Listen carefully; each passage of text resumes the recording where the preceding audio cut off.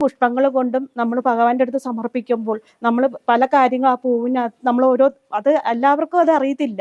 പൂവ് കൊണ്ടുപോയി സമർപ്പിക്കുമ്പോൾ അതിനകത്ത് നമ്മൾ ഓരോ പൂ വെച്ചുമ്പോൾ നമ്മളെ മനസ്സിലുള്ള വിഷമങ്ങളും സങ്കടങ്ങളും ആ ഭഗവാന്റെ അടുത്തോട്ട് ആ പൂവിൻ്റെ അടുത്തോട്ട് വെക്കുമ്പോൾ തന്നെ ഇലക്കകത്ത് വെക്കുകയാണെങ്കിൽ മനസ്സിൽ പ്രാർത്ഥിക്കുമ്പോൾ ഉത്തമ കാര്യങ്ങൾ കറക്റ്റായിട്ട് നടക്കും. കടുംപായസം കഴിപ്പിക്കുക, നമ്മൾ ധാര കഴിപ്പിക്കുന്ന, നെയ്വിളക്ക് വെക്കുന്ന, എല്ലാം വെക്കുന്നതിനേക്കായി കൂടുതൽ പ്രത്യേക ഭഗവാന് ധാര നല്ല ശുദ്ധമായിട്ട് നല്ല നാമത്തോടെ ചെയ്യുമ്പോഴാണ് അതിൻ്റെ ഒരു പ്രത്യേക തേജസ് വരുന്നത്. നമുക്ക് എത്ര വിളക്ക് വെച്ചാലും ഭഗവാന് തൃപ്തിയാകും. പക്ഷെ ഭഗവാന് ചെയ്യേണ്ട കുറേ കാര്യങ്ങൾ നമ്മളല്ല, നമ്മൾ പറയുന്ന കാര്യങ്ങൾ നമ്മൾ ചെയ്തു കൊടുക്കുന്നത്. അവിടെ ഇരിക്കുന്ന ആൾ നല്ലോണം ചെയ്തു കൊടുക്കുമ്പോഴാണ് നമ്മളെ മനസ്സിലേക്ക് ഒരു പോസിറ്റീവ് നല്ലൊരു എനർജി ഇവിടെ നിന്ന് നന്നായിട്ടുണ്ട്. ഭഗവാന്റെ നാഗത്തിൻ്റെതും എല്ലാം ഭഗവാന്റെ അത്ഭുതങ്ങൾ അതിനകത്തുണ്ട്.